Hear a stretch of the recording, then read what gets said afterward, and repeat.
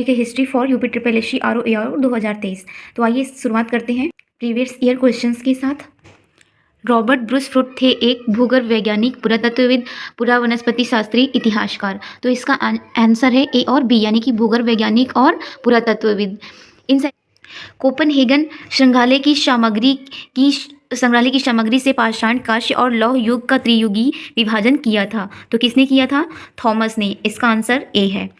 Denmark के Copenhagen संग्रहालय में 1818 और 1820 में एक आयोग की रिपोर्ट के अनुसार सामग्री के आधार पर पाषाण, कांस्य और लौह युग का त्रियुगी विभाजन क्रिश्चियन जर्गेनसन थॉमस ने किया था। यद्यपि थॉमस ने 1836 ईस्वी में इस वर्गीकरण के अनुसार संग्रहालय की वस्तुओं का विवरण प्रकाशित किया था।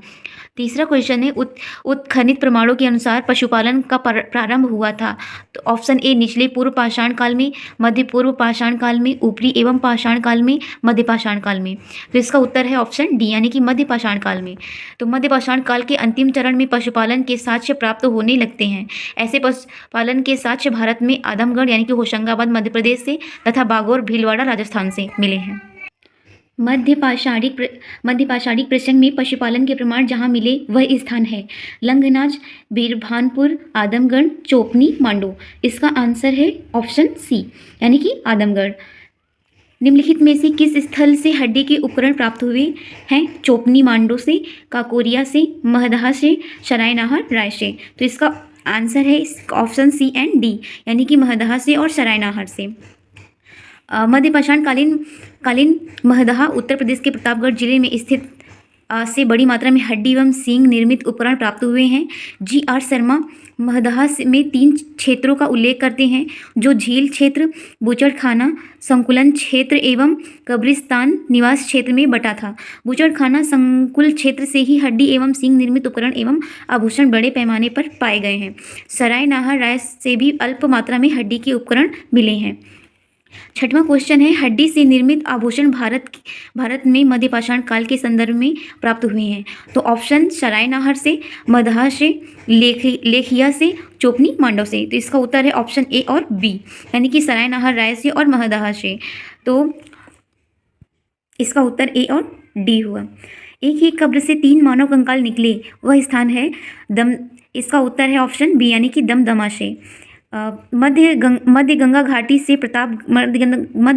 के प्रतापगढ़ जिले में स्थित सरायनाहर राय, महदहा तथा दमदमा का उत्खनन हुआ है। दमदमा में लगातार 5 वर्षों तक किए गए उत्खनन के फलस्वरूप पश्चिमी तथा मध्यवर्ती क्षेत्रों से कुल मिलाकर 41 मानव शवाधान ज्ञात हुए हैं। इन शवाधानों में से 5 शवाधान युग्म शवाधान हैं और एक शवाधान में से 3 मानव कंकाल एक साथ दफनाए हुए मिले हैं। शेष शवाधानों में से एक कंकाल मिले हैं। खाद्यान्नों की कृषि सर्वप्रथम प्रारंभ हुई थी। ऑप्शन नवपाषाण काल में, मध्य पाषाण काल में, पुरा पाषाण काल में, प्रोटो ऐतिहासिक काल में। तो इसका उत्तर है ऑप्शन ए, यानी कि नवपाषाण काल में। खाद्यान्नों का उत्पादन सर्वप्रथम नवपाषाण काल में हुआ। यही वह समय है जब मनुष्य कृषि कर्म से परिचित हुआ। भारत में मानव का सर्वप्रथम साक्ष्य कहाँ मिलता है? तो ऑप्शन है ए है नीलगिरी पहाड़ियाँ, शिवालिक पहाड़ियाँ, नरमाला पहाड़ियाँ और नर्मदा घाटी। तो इसका उत्तर है ऑप्शन डी, यानी कि नर्मदा घाटी से, क्योंकि उत्तराखंड पीसीएस प्री में यह क्वेश्चन एक बार पूछा जा चुका है। भारत में मानव का सर्वप्रथम साक्ष्य मध्य प्रदेश के पश्चिमी नर्मदा क्षेत्र में अवस्थित हथनौरा यानी कि होशंगाबाद नामक पुरा स्थल से प्राप्त हुआ। इसकी खोज पुरातत्वविद अरुण सोनकिया द्वारा 5 दिसंबर 1982 में किया गया। प्रथम मानव जीवाश्म भारत की किस नदी घाटी से प्राप्त हुआ था? ऑप्शन ए गंगा नदी घाटी, ऑप्शन बी यमुना घाटी, ऑप्शन सी नर्मदा घाटी और ऑप्शन डी ताप्ती घाटी। ऑप्शन ई उपयुक्त में से कोई नहीं। तो इसका उत्तर है ऑप्शन सी, यानी कि नर्मदा घाटी से। मानव द्वारा सर्वप्रथम प्रयुक्त अनाज था गेहूं, चावल, जौ, बाजरा। इसका आंसर है ऑप्शन सी, यानी कि जौ। आधुनिक मानव समाज द्वारा मुख्य रूप से 8 खाद्य अनाजों का उपयोग किया गया है: जौ, गेहूं, चावल, मक्का, बाजरा, सोरगम, राई एवं जई। अनाजों के पौधे विभिन्न क्षेत्रों में जंगली घास के रूप में विद्यमान थे, जिन्हें बीजों के रूप में अलग अलग क्षेत्र में अलग अलग समय पर मानव ने उगाया। वैश्विक दृष्टि से देखा जाए तो सर्वप्रथम जौ 8000 ईसा पूर्व के आसपास भूमध्य सागर एवं ईरान के मध्य स्थित पश्चिमी एशिया के देश में मानव द्वारा उगाया गया। बाद में लगभग इन्हीं क्षेत्रों में 8000 ईसा पूर्व के आसपास ही गेहूं भी उगाया जाने लगा। भारतीय उपमहाद्वीप में कृषि के प्राचीनतम साक्ष्य कहाँ से प्राप्त हुए? तो ऑप्शन ए है कोलडीवा से, लहुरादेव से, मेहरगढ़ से और टोकवा से। तो इसका उत्तर है ऑप्शन बी यानी कि लहुरादेव से। ये 2 बार नवीन खोजों के आधार पर भारतीय उपमहाद्वीप में प्राचीनतम कृषि साक्ष्य वाला स्थल उत्तर प्रदेश के संत कबीर नगर जिले में स्थित लहुरादेव है। यहाँ से 9000 ईसा पूर्व से 7000 ईसा पूर्व तक के बीच चावल के साक्ष्य प्राप्त हुए हैं। उल्लेखनीय है कि इस नवीनतम खोज के पूर्व भारतीय उपमहाद्वीप का प्राचीनतम कृषि साक्ष्य वाला स्थल मेहरगढ़ पाकिस्तान के बलूचिस्तान में स्थित, यहाँ से 7000 ईसा पूर्व के गेहूं के साक्ष्य मिले हैं। जबकि प्राचीनतम चावल के साक्ष्य वाला स्थल कोल्डेवा है, इलाहाबाद जिले के बेला नदी घाटी के तट पर स्थित। यहाँ से 6500 ईसा पूर्व के चावल की भूसी के साक्ष्य मिले हैं। माना जाता था उपयुक्त संदर्भों में अब यदि विकल्प में लहुरादेव रहता है तो उपयुक्त विकल्प वही होगा, परंतु लहुरादेव के विकल्प में न होने की स्थिति में इसका उत्तर पूर्व की भांति होगा। भारतीय उपमहाद्वीप में कृषि के प्राचीनतम साक्ष्य प्राप्त हुए हैं। ऑप्शन ए ब्रह्मगिरी से, बुर्जहोम से, कोल्डेवा से, मेहरगढ़ से। यह यूपीपीसीएस मेंस 2010 में पूछा गया है। इसका उत्तर है ऑप्शन डी यानी कि मेहरगढ़ से। भारतीय उपमहाद्वीप में कृषि के प्राचीनतम साक्ष्य कहाँ से प्राप्त हुए? तो इसका उत्तर है ऑप्शन सी यानी कि मेहरगढ़ से। मेहरगढ़ से भारतीय उपमहाद्वीप में कृषि के प्राचीनतम साक्ष्य मिले। नवपाषाण युग में भारतीय उपमहाद्वीप के उत्तर पश्चिमी क्षेत्र में निम्नलिखित में से किस स्थान पर कृषि के अभ्युदय के प्रारंभिक प्रमाण प्राप्त हुए हैं? ऑप्शन ए मुंडीकाक, मेहरगढ़, दम्बशादत, बालाकोट और अमरी। इसका उत्तर है ऑप्शन बी यानी कि मेहरगढ़ से। भारत में पशुपालन एवं कृषि के प्राचीनतम साक्ष्य प्राप्त हुए हैं। ऑप्शन ए अंजीरा से, दम्बसादात से, किली गुल मोहम्मद से, मेहरगढ़ से। उपयुक्त में से कोई नहीं। तो इसका उत्तर है ऑप्शन डी यानी कि मेहरगढ़ से। मेहरगढ़ से भारत में पशुपालन एवं कृषि के प्राचीनतम साक्ष्य प्राप्त हुए हैं। यह बीपीएससी प्री 2018 में पूछा गया है। 17वां क्वेश्चन है, उस स्थल का नाम बताइए जहाँ से प्राचीनतम स्थायी जीवन के प्रमाण मिले हैं। वह स्थान कौन सा है? तो धौलावीरा ऑप्शन ए और B, Kili Gul Mohammad option C, Kalibanga option D, Mehrgarh. तो इसका उत्तर है ऑप्शन डी यानी कि मेहरगढ़, जो कि यूपीपीसीएस मेंस 2008 में पूछा गया है। दिए गए विकल्प में प्राचीनतम स्थायी जीवन के प्रमाण सर्वप्रथम बलूचिस्तान के कच्छी मैदान स्थित मेहरगढ़ से मिले हैं, जिसकी प्रमाणिक स्थिति 7वीं शताब्दी ईसा पूर्व यानी कि 7000 ईसा पूर्व है। जबकि किली गुल मोहम्मद एवं कालीबंगा की प्राचीनतम तिथि क्रमशः 4000 ईसा पूर्व एवं 3500 ईसा पूर्व है। अतः विकल्प डी सही है। निम्नलिखित में से किन स्थानों से मध्य पाषाण काल में पशुपालन के प्रमाण मिले? ऑप्शन ए औदे, option B Bori, option C Bagor, option D Lakhaniya. इसका उत्तर है ऑप्शन सी। मध्य पाषाण काल से पशुपालन के साक्ष्य प्राप्त होने लगते हैं। पशुपालन के प्रारंभिक साक्ष्य मध्य प्रदेश में होशंगाबाद के निकट आदमगढ़ पुरा स्थल और राजस्थान के भीलवाड़ा जिले में स्थित बागौर से मिले हैं। तो इसका उत्तर क्या हुआ? Option C. ये यूपीपीसीएस प्री 2018 में भी पूछा गया है। निम्नलिखित में से किसको चालकोलिथिक युग भी कहा जाता है?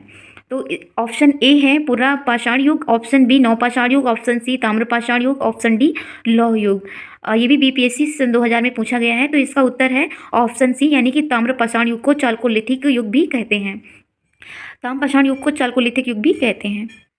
आहड़ सभ्यता के बारे में निम्न कथनों पर विचार कीजिए। नंबर 1, आहड़वासी तांबा गलाना जानते थे। ये लोग चावल से परिचित नहीं थे।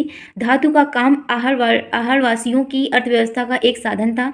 यहाँ से काले लाल रंग के मृदभांड मिले हैं, जिन पर सामान्यतः सफ़ेद रंग से ज्यामितीय आकृतियाँ उकेरी गई हैं। सही विकल्प का चयन कीजिए। ऑप्शन ए में है पहला, तीसरा एवं चौथा सही है। ऑप्शन बी पहला एवं दूसरा सही है। ऑप्शन सी पहला, दूसरा एवं तीसरा सही है। ऑप्शन डी तीसरा एवं चौथा सही है। तो इसका उत्तर है ऑप्शन ए यानी कि पहला, तीसरा एवं चौथा सही है। पहला यानी आहड़वासी तांबा गलाना जानते थे, यह विकल्प सही है।